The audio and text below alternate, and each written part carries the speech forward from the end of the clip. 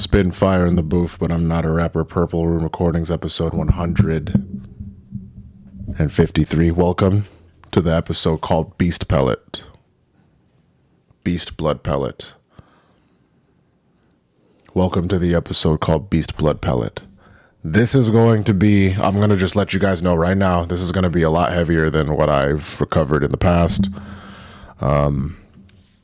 It's, I've covered other things before. There have been a lot of things on this channel and on the podcast, Purple Room Recordings everywhere, wherever you get your podcast, where it's a little easier for me to get into the groove of things. There's no easy way to start this. This is legitimately crazy. I guess I should just start it off here. I think it's absolutely within everybody's, well-being to admit when they're going to lose their mind, or if they need to take a break, or if something is happening in your life and you absolutely just cannot cope. You should, do the necessary steps to ensure that you are okay first, because that is the only way that anything can get done. And you should figure out what it is that you need to do, because you don't want whatever is inside of you to come out and manifest itself into something that you can no longer control. But you don't want to hold it in, because manifesting all of this shit is going to have to happen. No cussing. All right, cut that out. Cool. You're going to have to deal with these problems sooner or later. Depression is rage turned inward. So figuring out, I think it's a little too easy for me to say, oh, you have to figure it out yourself. So, okay, fine. I accept that. Now, where it gets tricky, right, is when you want to start taking these difficult things out on yourself. And what I'm going to talk about today is going to make it's going to make a lot of sense on, what's going on here. And it's absolutely appalling that some of the things that a human being is capable of doing when they absolutely lose their mind, and on top of that, just completely do not care about who they're hurting in the process. Today's podcast is about, what is this woman's name? Today's podcast is about Shanda Ark is her name. Shanda Ark. She was a law clerk.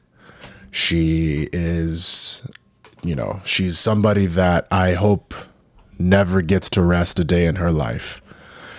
Somebody that absolutely is irredeemable by my standard, and I would imagine by the rest of you too. The heinous things that she has done, the absolute atrocities that she was able to cast on another human being is atrocious. Her son, Timothy Ferguson, 15 years old, on the spectrum, meaning that he was autistic, had to unfortunately suffer because this woman was the manifestation of evil. Now, I don't know how you can look at somebody like that and think to yourself, yeah, this is absolutely going to happen. So this happened about a year ago, this case, and I've done a pretty thick deep dive on it. It's been really hard trying to check everything out. I knew this was something else, because sometimes I like to just chill and go to sleep to a crime show. That doesn't really happen all the time, but this one specifically has been in my watch list for a while, so I'm like, okay, fine, let's check it out. It's really hard to keep my attention sometimes. So if something is if I'm gravitating towards something, then it's like, okay, this must be something that I would like to, dive into. It must be something good. If I'm like, oh, whoa, damn, because usually it's just, okay, whatever, get to the point. It's pretty hard, because they can get pretty lengthy sometimes. So this specific case I tried to listen to while I was going to sleep, and I couldn't finish it. I couldn't do it. I had to turn it off. It's just the subject matter that's happening in this case was absolutely awful. So like I said at the top, this woman brutalized, tortured, starved, And I don't know, insert like deplorable word here to her 15-year-old autistic son. And I don't know how or why somebody would want to do that. So the backstory for her, right? Because if we're supposed to be like making everything make sense, because there's a reason for everything, right? She was the sole breadwinner of her house because her husband, it was her and her husband, or her second marriage. And they were, living pretty comfortably from what they said, or from what her testimony was, until he fell ill with a stroke.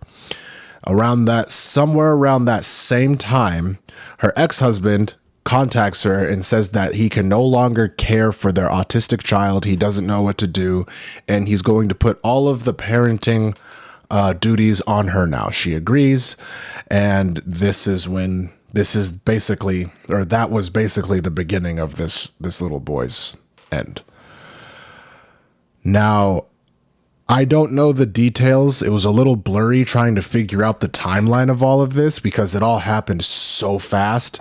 But I'm just going to give you the top part of all of this, and then we can just work our way from there. So the only way to really get into this is to just explore exactly what happened. She did everything to this boy. She terrorized him. She was the boogeyman. She is the thing under the bed. Some of the things that she did, reading off of this delicious, nice piece of paper here. Let me give you a little bit of that ASMR. Hold on. Yeah. Ooh, okay. I'm trying to keep it light because it's not going to get any better, folks. I'm dead serious. This is not good. She forced this again. This is a child we're talking about here, 15 years old. Just turned 15, according to the testimony. She forced him to do wall sits for hours, forced him to eat nothing but bread and hot sauce, putting him in an ice bath and not allowing him to get comfortable in the bath for hours, made him run up and down the stairs in the freezing cold and rain, while sometimes his older brother would be chasing him up the stairs. And think about this too. Before I continue, this woman also had one of her second eldest son, Paul Ferguson, carry out more deplorable acts against this young kid. So she would orchestrate this. She would give the demand, and he would, just like a loyal servant, he would carry on his mother's wishes, whatever the case may have been, whether it was feeding him hot sauce, allowing him to not eat anything else, strip him of his clothes, putting him in an ice bath, making sure he was awake, making sure that he was just as uncomfortable as humanly possible. These are the people that we are going to be discussing today. These are the people that we just see in everyday life. This woman was a law clerk. She was the top of her class. She took the bar exam and she only got like 8 or 10 points off. So she basically got a perfect score on one of the hardest, if not the hardest test to take. Blood pellet. She would then, as punishment, and keep up here because all of these things that I'm listing are punishments.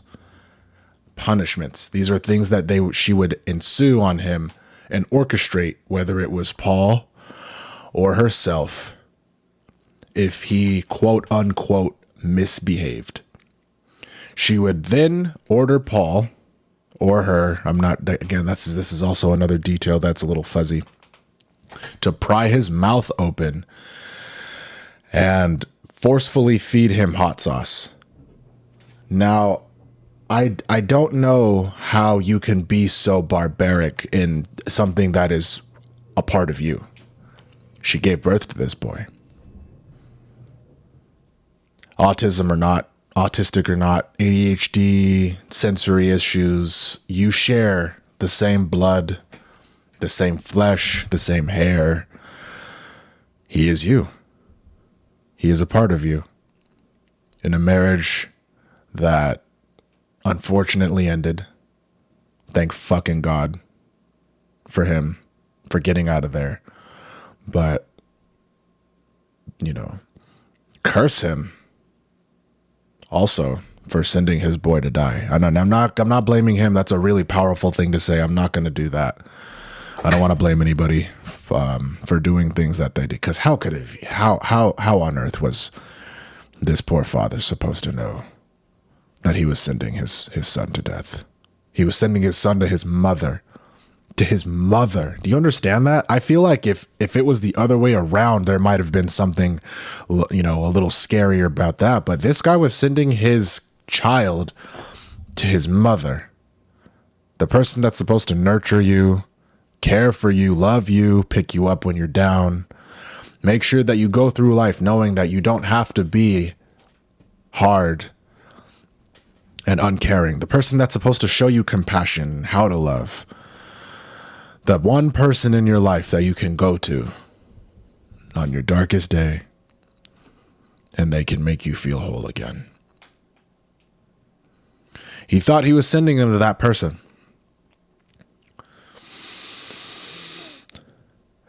Instead, she would force him to do a number of just disgusting things. Another one being forcing him to clean the garage without any undergarments on. No pants, no underwear.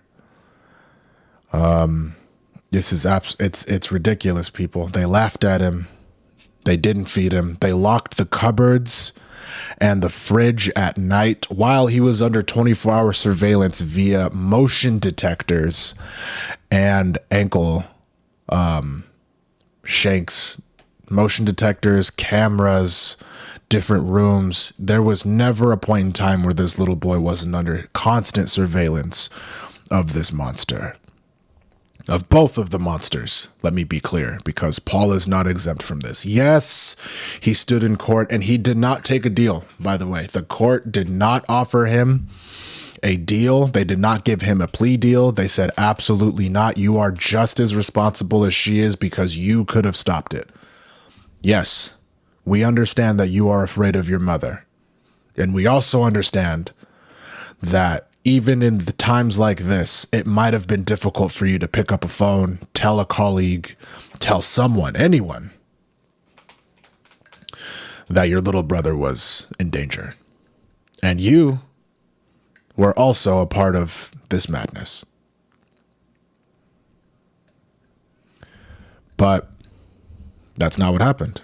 You listened to your master's voice, hand and foot. You were there. You did everything she said. At least there's something about him that's redeemable, though, right? He went against his mother in court. He was really the only person that could have stopped this. Because she was dead set on making sure this kid's life was horrible. And let me be perfectly clear when I say this. I think the judge, we'll get into this later on, but I want to mention this right now. I think the judge said it perfectly. When Timothy finally passed away from starvation, lack of water, he was incontinent. Incontinent meaning that he was so stressed out that he had absolutely no control over his bowel movements.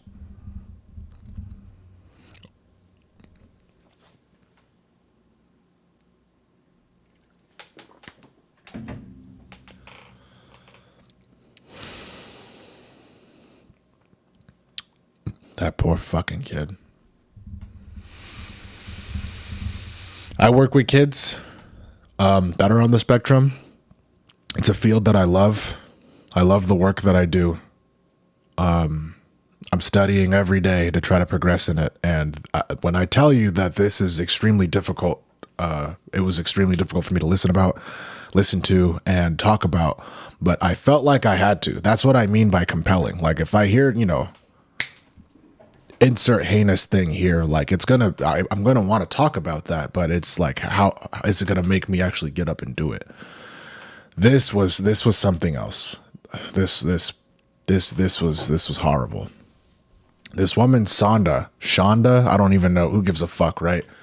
Shanda was willing to watch her son every day of his final days, writhe in pain, unhappy, cold.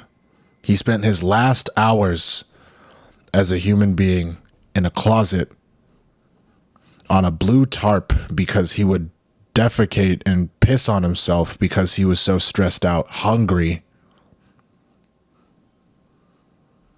thinking that nobody in this world loved him. Nobody in this world loved him. And he took his final breaths alone in a fucking closet. Just think about that. Is there ever a point in time where this woman just thought about what she was doing? It's utter madness. You would have thought that she was torturing somebody that ruined her life, somebody that, I don't know, fucked her husband, killed one of her kids, owed her a lot of money. She took out every bit of rage that she had pent up inside of her for however long, and she took it out on this poor fucking kid. I'm sorry. I was going to wait and I told myself 15 minutes and then I'll start cussing because this is a lot of fucking emotion. I swear. I'm holding it together though. We're doing it together. You're here with me. I'm not alone. Might as well just finish this list. No pants. Yeah. Laughed at him. They didn't feed him. He was monitored 24 hours a day. Cameras, motion detectors. They did not allow him to sleep. And ultimately, he died. They killed him. She killed him. The day he died, they put oversized clothes on him. She told her son, Paul, the boy that was helping her orchestrate this fucking madness, to take off his belt and put on a pair of his pants along with the shirt. They dragged his body back down to the closet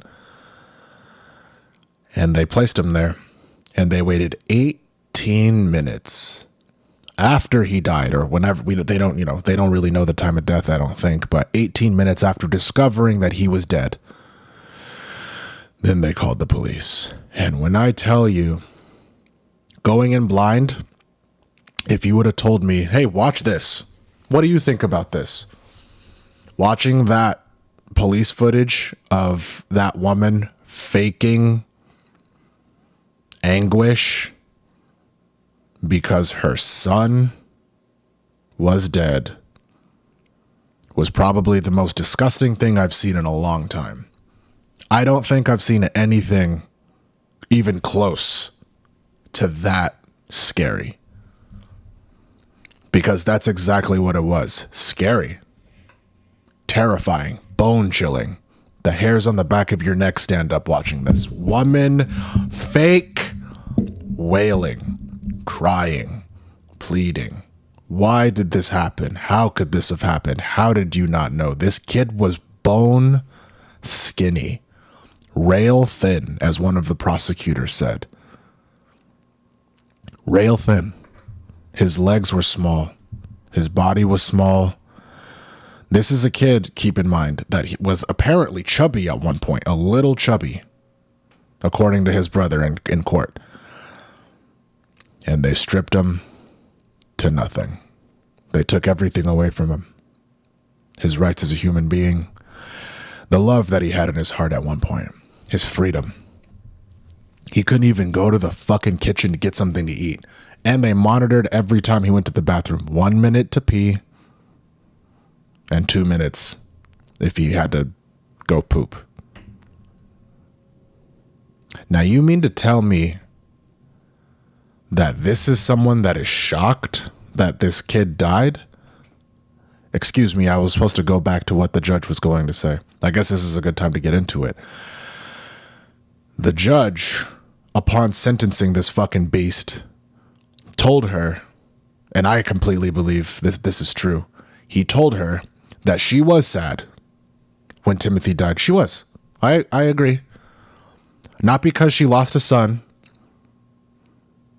But because she knew that she no longer had a toy to play with, she couldn't torture him anymore. Her fun was over. Because she took joy and was absolutely happy with making sure that every waking hour of this kid's existence was hell. So yeah, I completely agree. Just think about what you're doing. You never would have known. Nobody knew. She had other kids in the fucking house. I don't know how she kept that away from her. She had a younger kid that she called Little Man. I don't know how she did it. I don't know. You know what I mean? I have no clue. And in court, she tried to pin everything on her son. Now, let's get into that. Because this is important. We're going to dead this shit right now. That kid, Paul, was a fucking moron. I'm not sorry to say it. He was stupid. It was clear. He was absolutely terrified of this woman. In the interrogation, you could see it. In her interrogation, she was blaming it all on him. Anytime he had to talk about his mother, he referred to her as mama. And he knew what wrath she had and how she was going to ensue punishment or induce punishment if anybody were to act out against her wishes. Now, the thing is about this boy, again, because I feel like I have to keep saying this, lock him up, throw away the key. He should never see the light of day. I hope he gets no day rest. But one redeemable thing, if there is a nugget of fucking gold in this pile of shit that happened, he was willing to, for the first time in his life, stand up and face the beast that was his mother and say everything that he did. He chased that little boy up and down the stairs in the cold rain, making sure that he didn't slow down for hours.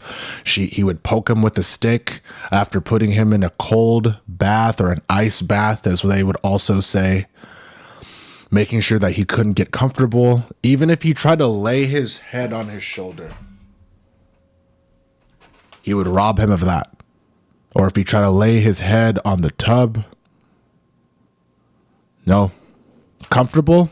No. You don't get that. This woman had every intention on making this little boy's life as miserable and as awful as her own existence. And she succeeded. She did. Even in court, you can fucking see that she has this disgusting look on her face the whole time. She can't even fake being a human being, for God's sake.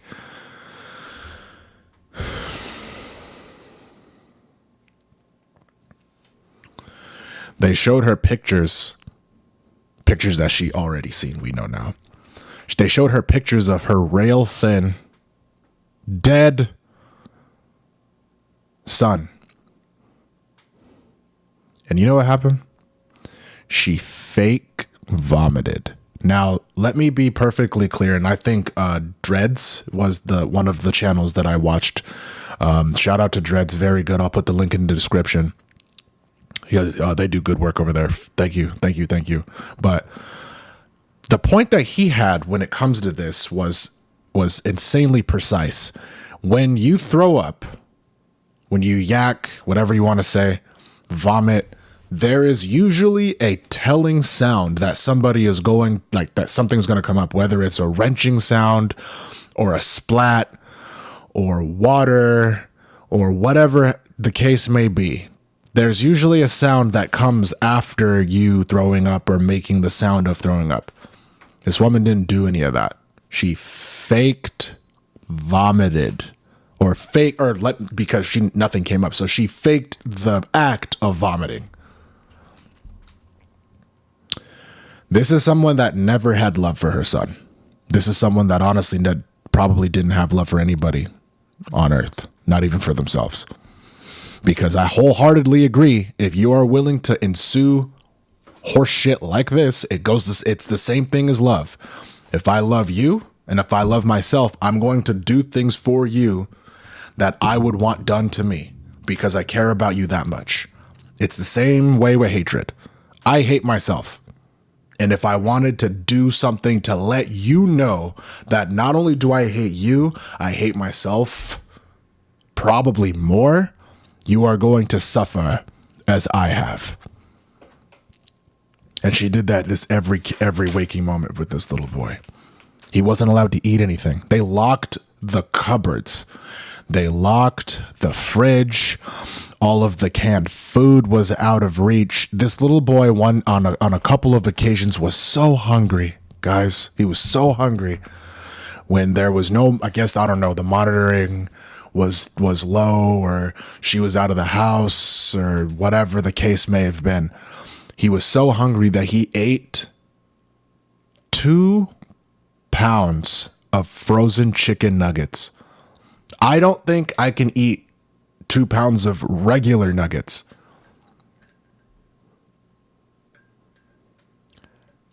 This little boy ate 2 pounds of frozen chicken nuggets because this hateful fucking bitch didn't want to feed him. Refused to feed him. On another occasion, he ate raw bacon, and he ate 1 pound of uncooked ground beef. Do you have any idea how that sounds? And in court, oh my God. You know what? I think I'm going to write that down because I can't fucking do this. You guys have to just see it for yourself. I'm going to hold a stream. We're going to do it. I'm going to hold a stream. We'll all watch it together. You guys can see what I'm talking about. You can, or you can just check it out yourself. Check it out yourself. If you want to come in, it'll be in the next couple of days, probably Friday. You guys can see it for yourself. This woman didn't care at all about the well-being of her child. She didn't. You know what her response was every time the prosecution would bring up a disgusting detail that they had the evidence for: text messages, videos, pictures, her son fucking Paul getting on the stand and testifying against his own mother. They had all this. They had it all. And you know what her response was the majority of the time whenever she was confronted with something that she did? I don't remember.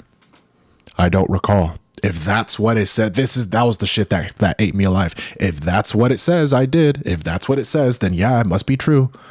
If that's what the text says, then I don't deny it. That's worse than pleading the fifth. You might as well have just plead the fifth, bitch. I got that black coffee on me. Oh my God, I'm going deep. Spin fire in the booth, but I'm not a rapper. Purple Room Recordings, episode 153, Beast Blood Pellet. We are not fucking around today.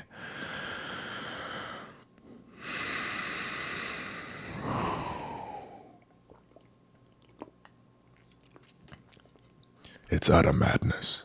It's maddening. It'll make you go fucking crazy listening with fresh ears, listening to her in that courtroom, or listening to her in the prosecution, or listening to her in the interrogation room, or listening to her when the cops found her at her house just crying, fake.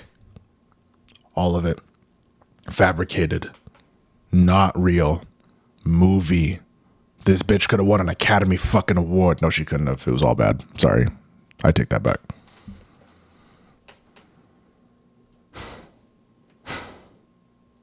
You would have thought this bitch like met Spielberg or something and took a few acting classes the way that she was spitting this bullshit out. We know you did it. We know.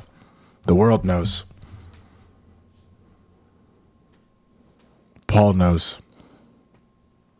I hope this woman gets no day's rest. There are things that you just cannot, that just can't be. Something like this should 100% be one of them. I don't know why I had my headphones on that whole time. Now, I think it's important for us to actually take into consideration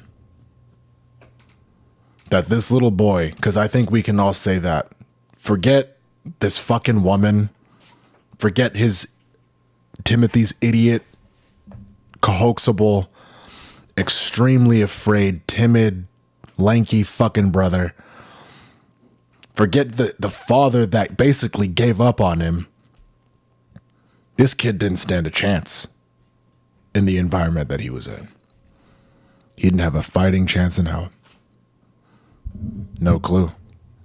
Nobody knew what was going to happen. The only person that knew was Shanda. She knew what she was going to do to that boy. And that's the scary part. This extremely smart person, high marks in all her classes, seems like she skated her way through the bar exam, law clerk for a judge, and I think it was very poetic how she was being prosecuted and sentenced in the same courtroom that she worked for years.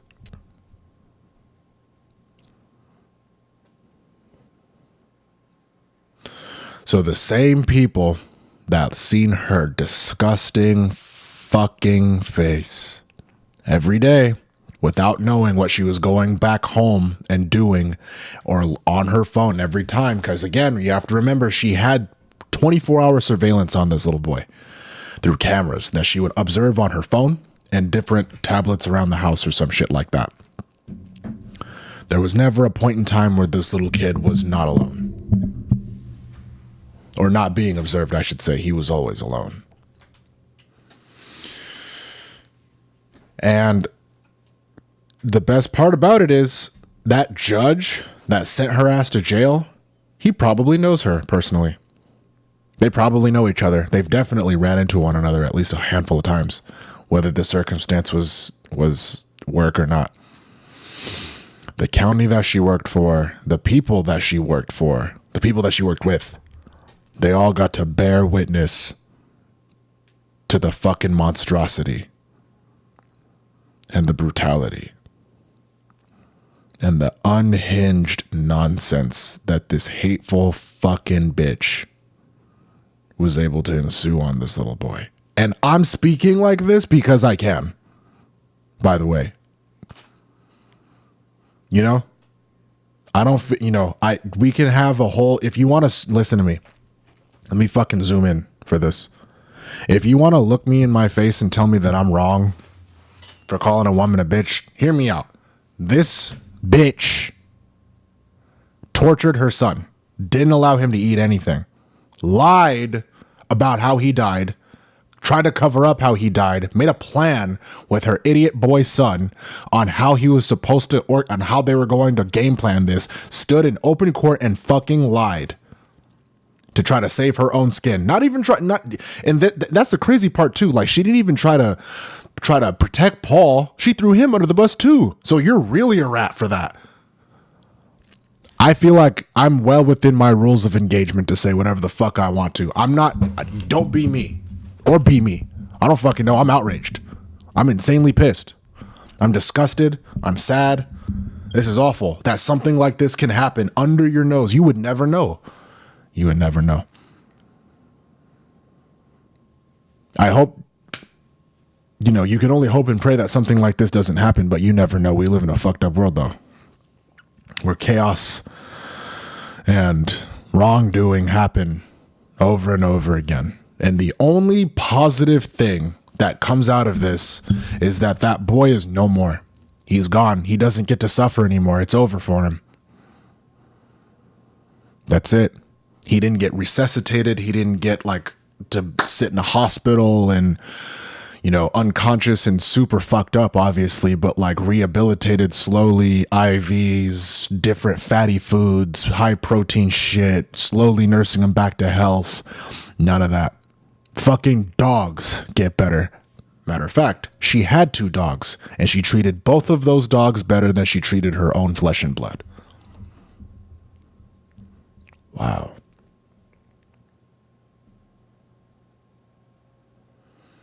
Wow. I have a couple things I want to read to you guys before we wrap up. Episode 153, Beast Blood Pellet. Spin fire in the booth, but I'm not a rapper. You are now listening to the Purple Room recordings. He had no choice but to eat raw bacon. I'm going to say this again. Raw bacon, 2 pounds of frozen chicken nuggets, frozen, and raw ground beef. When he was unconscious, when they found him unconscious on a separate day, Paul was instructed to put a cooked pizza roll in front of his face to see if he was coming to. And the instruction was, when he wakes up, pull the pizza roll out away from his face and do not feed it to him. Because she thought he was faking. She thought he was faking being starved. Faking being cold. Faking, I definitely want to shit my pants today. When she got news of the first time that he defecated on himself, her reaction was, oh my God, are you serious? Not what have I done? Not this is my fault. Not how can I let it go this far? She acted like it was an inconvenience to her. Not the boy that is insanely stressed out and has absolutely no idea why any of this is happening to him. No. It was his fault.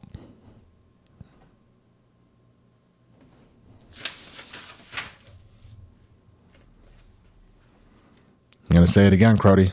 They put oversized pants on him. The final day he drew breath. The police came. The kids were upstairs. She's outside crying like a hysteric. We all know how you feel, lady. We all know how you feel. You don't have to hide it from anybody. We all fucking know we were there.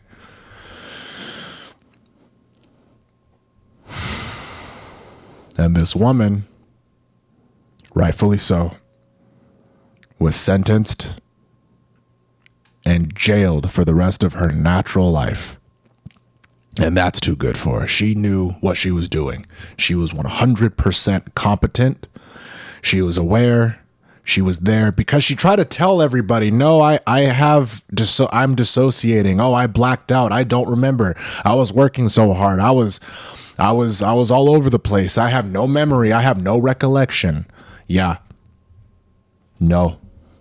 The prosecution basically said this is horseshit. She can't say that unless you're going to get the MD that knows her medical history, that fucking tested her and ran those batteries of tests on her to figure out what was wrong with her. Unless that person is in court today and he can vouch for you, I don't want to hear you talk about that. And the judge was like, that's very fair.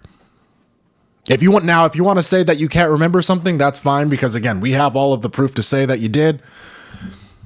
May God be with you with that. But if you want to chalk this up to you dissociating, fuck you. That ain't gonna fly. Good. And it shouldn't. In jail for the rest of her natural born life. Paul, he's in jail for, I think the minimum is 30 years. Maximum is 100 years. No parole. He was 21 years old. Your life ended. Gone. Over. At 21 years old. Wow. And then think about this. Those poor fucking kids that she had that were in the house. They didn't do nothing. Their father had a stroke. Don't know anything about him. Mommy's a fucking nutcase. She's going to grippy sock bitch jail. Forever. Older brother. He's going to prison. And we can already assume what's going to happen to him. A lot of Wonder Bread bag and olive oil things. Yeah. And with that, I feel like we should also, since, we're coming to the end of this, that boy Timothy Ferguson didn't deserve any of this. He didn't deserve to die in a fucking closet. He didn't deserve to not eat anything. There was absolutely nothing that he did because she made it seem like his whole life was a big inconvenience to her and everybody around her. He didn't do anything. This fucking kid could have lit my bed on fire and I wouldn't have did any of that shit to him. Nothing. Could have stole half my fucking life savings and I wouldn't have did any of that to him. Spent it on bullshit. On fucking Genshin Impact. I don't fucking know. Nothing. This boy died a horrible, slow death for nothing. Because a woman was so fucking miserable and so hateful and greedy and egocentric, disgusting. We can just keep going with the words. She had no love for him, no love for herself, and no love for anybody, really. If you're willing to put somebody through something like that, just think about what you're doing.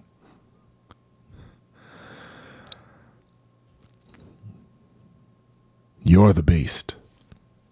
She made it seem like he was the bad man, the boogeyman, evil, even putting a lot of the blame on Paul.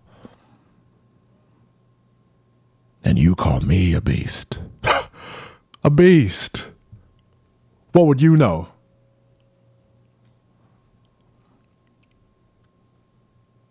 You're a disgusting human being.